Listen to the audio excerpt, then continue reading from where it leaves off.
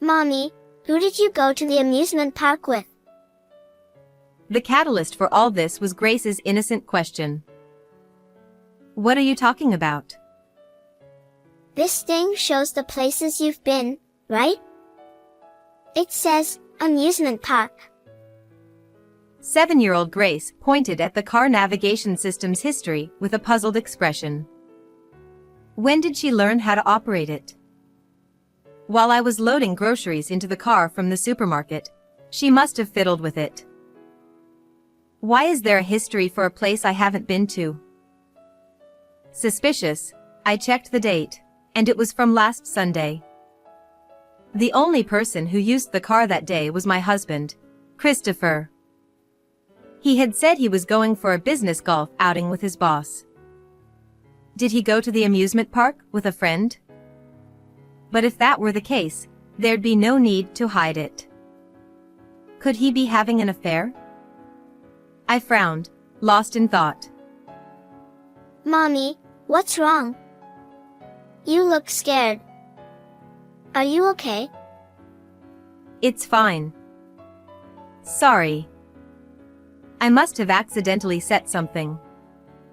No one went to the amusement park. Really? I brushed off Grace's question, trying not to reveal my confusion about Christopher's suspected infidelity, and took a deep breath before driving the car. My name is Valentina. I'm 38 years old. I live with my 7-year-old daughter, Grace, and my 42-year-old husband, Christopher. After getting married, I continued working, but when Grace was born, I became a full-time homemaker. This was Christopher's wish, as he didn't want our child to feel lonely. Dinner tonight is delicious. The house is clean, and it's really comfortable. Thank you as always. He used to appreciate me like that. However, about 6 months ago, Christopher's attitude gradually changed. He started complaining, furrowing his brow and saying things like, "Today's meal isn't very tasty. The house is dusty." I kept cooking as usual and maintained daily cleanliness, but it didn't seem enough for him. What? Are you implying I'm wrong? I tried to explain, but he snapped. I'm irritated. I'm going to bed. He angrily slammed his fork on the table, stood up abruptly, kicked the chair, and headed to the bedroom.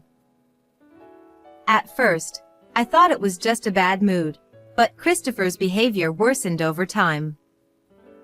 He'd say things like, "Since you're a homemaker, work harder for the house," and berate me whenever something went wrong. One day, he criticized my cooking. What's this? It looks unappetizing. I reminded him that meatloaf was his favorite, but he retorted, This is meatloaf? Even dog food is better. I'll throw this away. Shocked, I watched him discard all the food I'd prepared. His expression seemed triumphant, as if he'd achieved something. You make garbage despite being a homemaker. Learn to cook better after this lesson, He said. Frustrated, I fought back tears and escaped to the bathroom, determined not to cry in defeat. Mommy, are you okay? Did you fight with Dad? It seemed that our conversation reached Grace, who had already finished dinner and returned to her room. As I walked down the hallway, Grace peeked out from her room, looking concerned. It's just that I made a mistake. Everything's fine. I reassured Grace with a smile before retreating to the bathroom to cry alone. Don't let Grace worry about you like this. And Christopher, maybe he's just venting because of something unpleasant at work. Christopher wasn't the type to share workplace complaints, so I assumed he was bottling up various frustrations. If it was just venting, maybe if I endured it, he'd return to his kind self eventually. However, contrary to my feelings, Christopher's behavior worsened. He said, I sold about half of your coats and clothes. I was taken aback. Why? Because there wasn't enough space for my clothes. It fetched a decent price. He replied. When I hurriedly checked the closet, my belongings were reduced to a mere handful among Christopher's many items. Not just half. Most of it is gone. You're at home all the time, yet you have more than 2 outfits? That's extravagant. Be more frugal. Christopher scolded. My possessions consisted of underwear, thin t-shirts, jeans, and the shoes I wore daily. Christopher smirked as he watched my despair. Was it worth enduring this? But Grace needed her father. But Christopher's coldness extended to Grace as well. Hey, Dad. Today at school. Grace began, but Christopher interrupted. Dad's tired. Let's talk about it tomorrow. Grace persisted. But Dad, you never listen anymore. Christopher replied. I'll listen eventually. Don't trouble me. I'm busy with work. Grace apologized sadly, and Christopher retreated to the bedroom. This cycle repeated day after day. Being cold even to Grace. But Grace loves her dad so much. For half a year, I've been tormented by not knowing the right course of action. And then I stumbled upon the history of that car navigation system. I was deeply disappointed, yet it made sense of Christopher's recent behavior. But since it's not confirmed he's cheating, I prayed somewhere in my heart that this suspicion wouldn't turn into certainty as I searched the car. But the evidence was clear. A youth-oriented lip balm in the dashboard, earrings in the seat gap. It seems Christopher's mistress is quite a feisty woman. Leaving such evidence seems intentional, as if she's picking a fight with me. I immediately confronted Christopher with these proofs. These were in the car, I said. So what?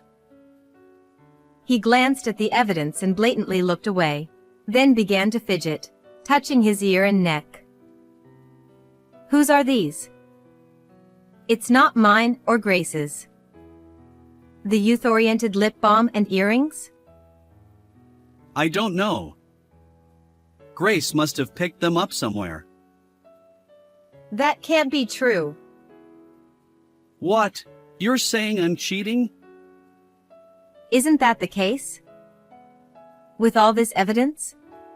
When I pressed the evidence on him, Christopher threw it at me with all his might. The earrings and lip balm hit my chest and rolled onto the floor. This is your fabrication. It's not evidence.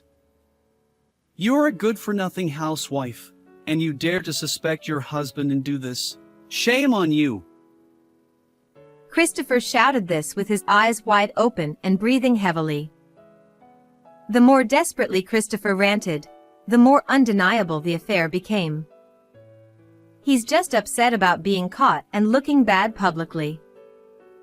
Being stingy, he wouldn't want to pay for Grace's child support if it came to divorce. I'm irritated. I'm going to sleep. Without admitting to the affair, Christopher stormed off to the bedroom with an angry face. I've reached my limit. But is it okay to divorce like this? This alone isn't solid proof. And what about Grace?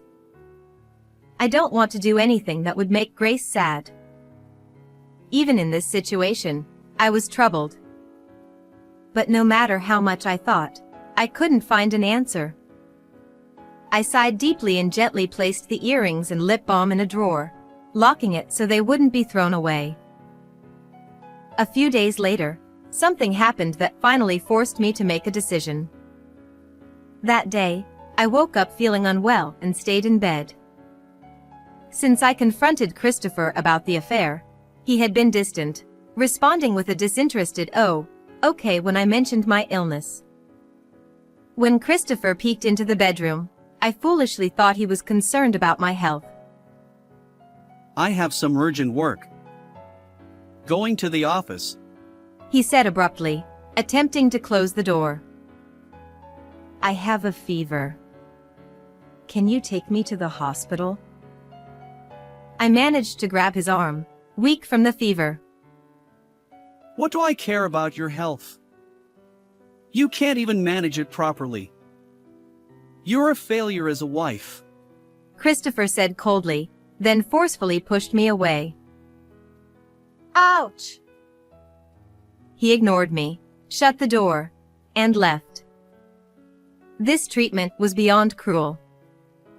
Frustrated and sad, I fought back tears. Suppressing my emotions, I picked up my phone. Why would he wear cologne to the office? When I clung to Christopher, I noticed a faint scent of perfume. It clicked, the real reason behind his actions. Trusting my instincts, I called the office, timing it for when Christopher would likely be there.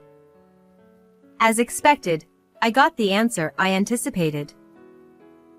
This is Christopher's wife. May I speak to him? Huh? I'm the only one working overtime today. The male employee replied, sounding genuinely puzzled. His response didn't sound like a lie. Filled with anger, I realized Christopher was lying to meet his mistress, even though his suffering wife needed him. Who's really failing here? This despicable man is unfit to be a husband. It's clear this isn't good for Grace either. At that moment, my doubts vanished. I resolved to divorce Christopher and deliver thorough consequences.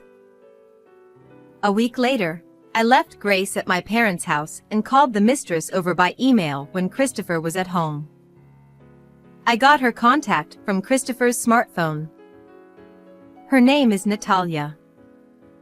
After exchanging a few emails, I found out she was 27 years old. She's the kind of woman who leaves evidence on purpose, so she responded to my call without hesitation. About 5 minutes past the time I had set, the intercom rang. Could you answer the intercom? Huh? You go. It's someone who has a deeper connection with you.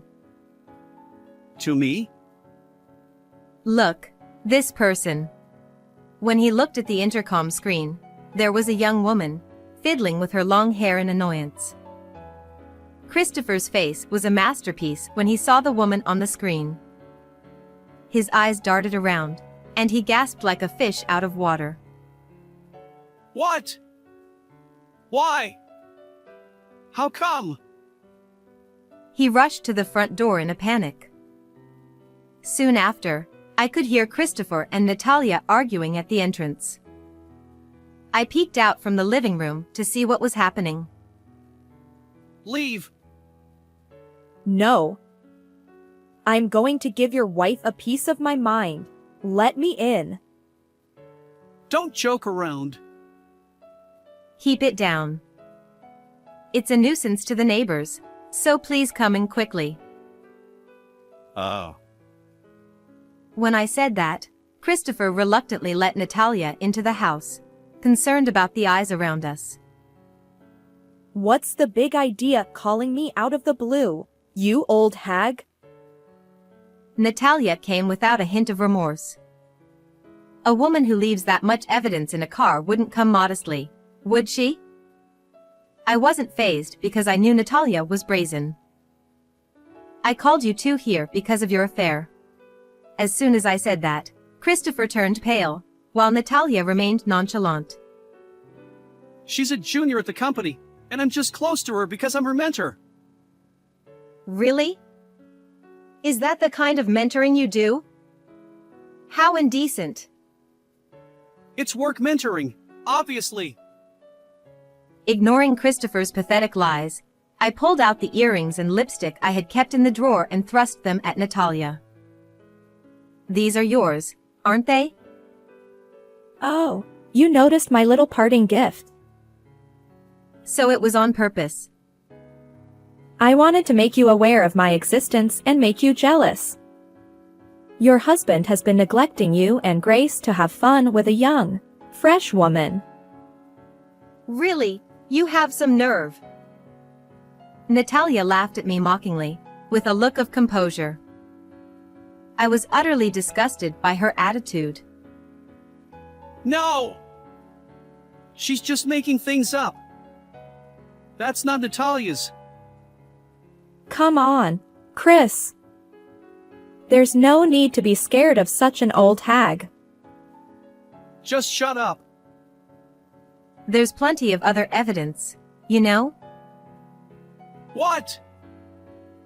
As I laid out the evidence, Christopher's expression grew increasingly anxious, and he began to sweat profusely from his forehead. First, there's this hotel point card that was in your wallet. Ew. Snooping through Chris's wallet is the worst. Natalia exclaimed dramatically next to Christopher, but I continued without paying her any mind. This is the hotel receipt. And it seems Natalia is quite foolish. Huh? This is a two-shot photo that Natalia posted on her blog.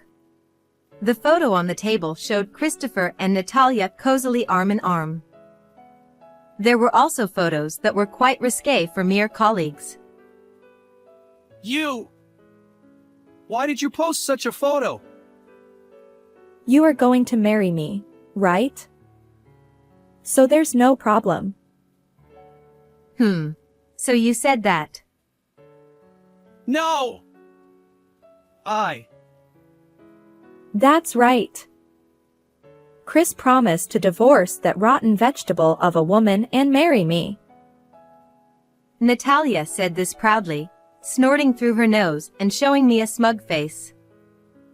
Next to her, Christopher was holding his head as if it was the end of the world, seemingly oblivious to his surroundings. You're a wrinkled old hag who's lost her feminine charm. Can you not interfere with the pure love between me and Chris? What's pure about cheating? Chris and I are destined for each other. It was just bad timing when we met. If that's the case, he should divorce me first, before dating. We were bound by such a strong bond that we couldn't wait. Natalia was confident throughout. She believed without a doubt that she was Christopher's true love and shamelessly spouted embarrassing words one after another. If you're bound by such a strong bond, is it okay to slack off at work and talk about love? You know about that too? Did you think you could enjoy yourself at a hotel with this woman during work hours? I had all this investigated using my savings from when I was single, hiring a detective agency. When I presented that evidence, Christopher finally collapsed to his knees, muttering an inaudible, Ugh! I've already consulted a lawyer, so I'll be claiming $30,000 in damages for infidelity from each of you. Huh? There's no way I can pay that. She showed a panicked expression and threw her lipstick at me, but I easily brushed it aside. I have already contacted Christopher's parents and Natalia's parents about this matter. No way! You've even contacted both parents? Is this a lie? Even to our parents? There's no way you talk to Mom and Dad. Also, we've reported to the company that you two were going to hotels during work hours. You told the company too? If they find out, we could get pay cuts or even get fired. You're going this far. But that's not all. We're also claiming $80,000 in child support for Grace from you. When did you become so heartless? You're not the Valentina I know. Up until now, I had been obedient to Christopher, so he probably never expected me to corner him so ruthlessly. He looked at me as if seeing a stranger for the first time. Nothing has changed about me. It's you who has changed, isn't it? What? He sighed again, defeated. Meanwhile, Natalia seemed dissatisfied. I don't care if I get fired. Chris and I are starting a new life together. Please. Forgive me. Christopher clung to me, desperate and apologetic. Huh? Chris, what are you saying? I don't want a divorce. I don't intend to start a new life with you. What? You promised to leave the old hag and marry me. That was just to create a certain atmosphere. I never planned to divorce Valentina. You said you'd sacrifice meals and clothes for me. That it was fun. Wasn't it all about wanting a divorce? It's just that seeing Valentina's distressed face became strangely enjoyable. I thought you'd always be obedient and never mention divorce. Unbelievable. From the start, you never intended to marry me. You're the worst. Can I marry a foolish woman who posts two-shot photos online while keeping our affair a secret? What's that? So cruel. Natalia looked crestfallen. Please, Valentina. I promise never to cheat again. Can't you overlook this? He grabbed my arm, clinging to me. It was the opposite of when I stopped him from leaving during my illness. You're unfit as a husband and a father. There's no choice but divorce. We're still a couple. If a husband apologizes this much, it should touch your heart. But soon we won't be a couple anymore. And I see no sign of remorse. It's divorce, no questions asked. I stood my ground, and Christopher finally gave up, releasing my arm. His face had aged dramatically in just a few hours. I handed him the divorce papers I had prepared in advance. Grace's belongings are already at my parents' house. I'll be staying there, so fill out the divorce papers and have your lawyer contact me. I have no business here anymore. I have no lingering feelings for Christopher. Next to the divorce papers, I placed a lawyer's business card and walked toward the door. This is too much. Why do you look like a victim? Give me back my life. You traitor. Ah! As I tried to leave the room, Natalia pounced on Christopher like an angry cat, scratching his face with her elaborately manicured nails. Ouch! Help me! I'll never forgive you, you scumbag. Stop messing around. Ignoring Christopher's outstretched hand, I left our familiar home behind. Afterward, Christopher, who had brought the divorce papers to the lawyer, was covered in scratches all over his face. Not only did Natalia scratch his face, but she also wreaked havoc inside the house. I promptly submitted the divorce papers, and Christopher and I divorced. His affair during work hours was deemed severe, leading to his dismissal from the company. Natalia faced the same fate. Due to the chaos he caused in the apartment, Christopher was evicted. To pay the combined alimony and child support, he borrowed money from a risky financial institution, working tirelessly day and night to repay it. Natalia, once living with her parents, was also kicked out. She borrowed money from the same financial institution as Christopher, working overnight shifts to make ends meet. As for me, I decided to stay with my parents for a while and focus on re-entering society. I'll shower Grace with even more love to ensure she doesn't feel lonely. How did you like this story? If you enjoyed it, please consider subscribing to the channel. Let's see you again in the next video.